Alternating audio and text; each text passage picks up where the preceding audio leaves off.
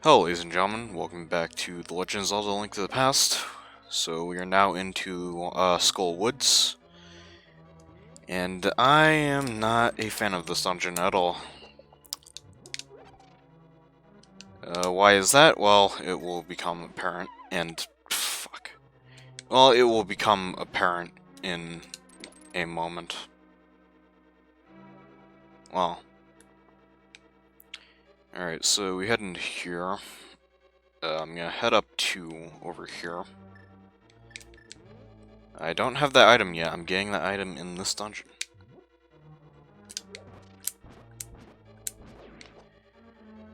So come up here. That chest contains a key, just in case if you lock yourself into this room, which I seriously doubt you even would. I'm gonna pull out the hammer here because these red ones take a surprising amount of damage. I'm about to die. So let's attempt to not die. I'd rather that'd be an absolute waste of a fairy, but once you open this chest to get the compass, a bunch of holes appear in the floor, but they're easily avoided. In this room, here is another chest, and I'm about to die again. And I died. That's, I think, my second one throughout the entire playthrough. Luckily I'm just full of fairies, so I don't have to worry about it too much. This chest also contains a key. Are you following me so far? Also, that Gibdo just killed himself. Alright, I can get into this chest. Contains the map.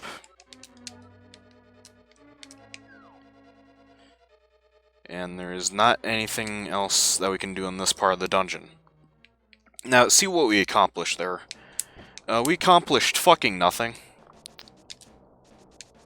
So we're gonna just head on to over here.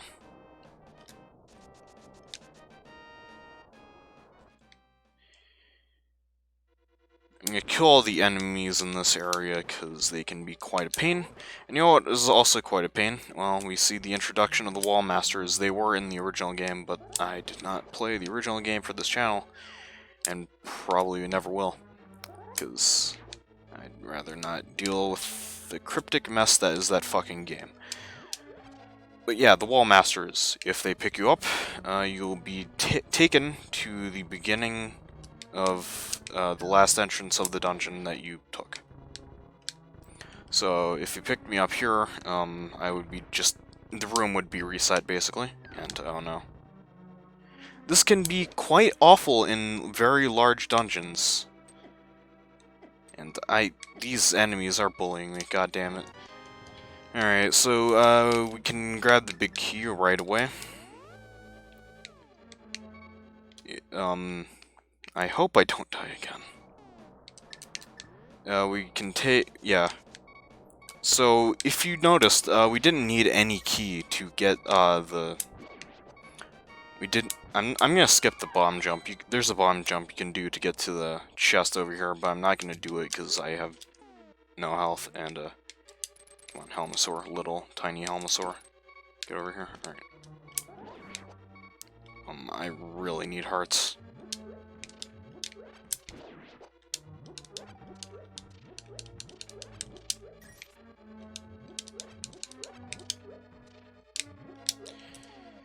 Okay, I'm not gonna do the bomb jump here because, I'm kinda low on hearts. So I won't. So, you can just easily skip over the cracks like that. Pulling that lever will blow up the wall.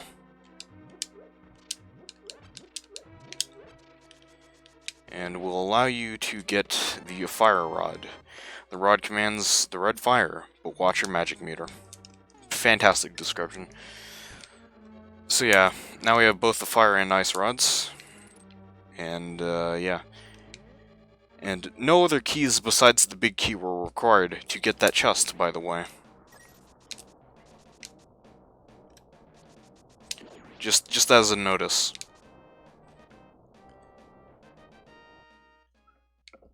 Also, it's very easy to sequence break this dungeon, because you get more keys than you should. And, you know, you don't have to use any of the keys. And as another example, here's another key. And that door that leads up, that's a complete red herring, because we don't need to go into that dungeon at all. Or that room at all. And also, we can open up this part. Which, yeah, that's why we need the big key, because there's no boss door for this dungeon. And so yeah, that part I went through at the beginning, that was completely pointless. I have thoroughly wasted your time. That is, I've never made a game before, but I don't know about you, but I think that's kind of what you'd call poor design choices. And also, there is another key right there, which I didn't need to grab anyways, but you know, this dungeon is just so smartly designed. You got more of these tile rooms with the holes, but you can easily skip past it if, you know, you can walk correctly. The Gibdos can easily be defeated with the fire rod. And hopefully the wall master does not fuck me over. I would like that to not happen. Alright. These two rooms are designed wonderfully, and I think that Gibdo, or one of those enemies in that room, has another key, but you don't need to get it, because I don't even know.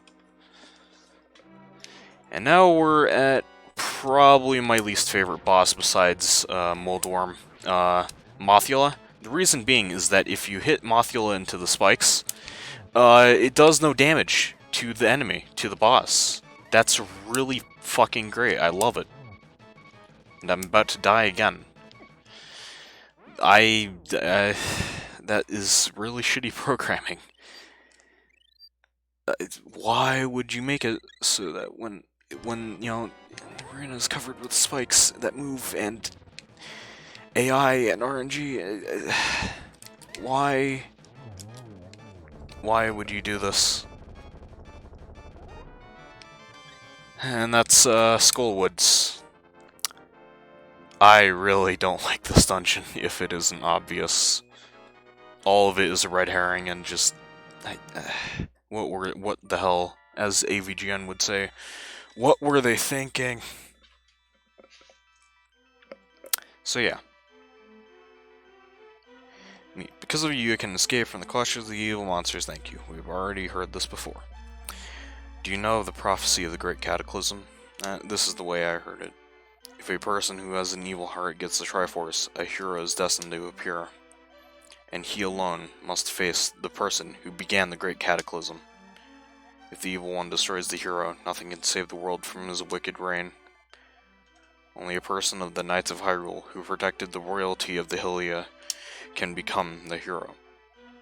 You are of their bloodline, aren't you? Then you must rescue Zelda without fail. And of course, I understand. May the way of the hero lead to the Triforce. And that's that dungeon. Again, I just want to make sure that I'm not leaving anything behind, which I don't think I am. I'm just being slightly paranoid that I'm missing something, but I do have all the heart pieces I need, so I really shouldn't be worrying about it.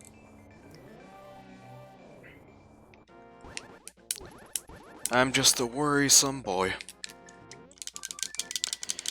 Alright, normally the next dungeon is in Lake Hylia, but I don't want to go there just yet, because that dungeon is even worse than Skullwoods. So instead we're going to take this teleporter here to what is normally the 6th dungeon. And yeah. We can come into this small hut area right here, Push the blocks out of the way. Get some rupees and a heart piece. But we're not done with heart pieces over here just yet. We have one more thing to do before we enter the dungeon proper.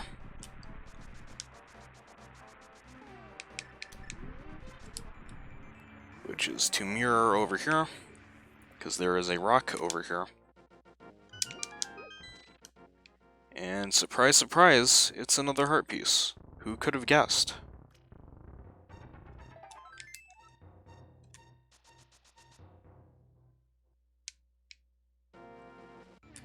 Alright, now with those two items obtained, I will now head to what is normally the 6th dungeon.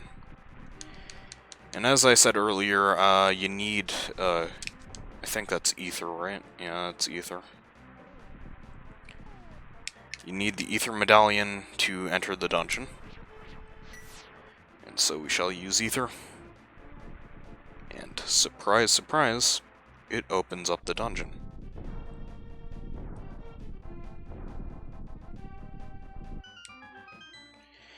And we will do the dungeon in the next video. So yeah, I will see you sometime later. Bye.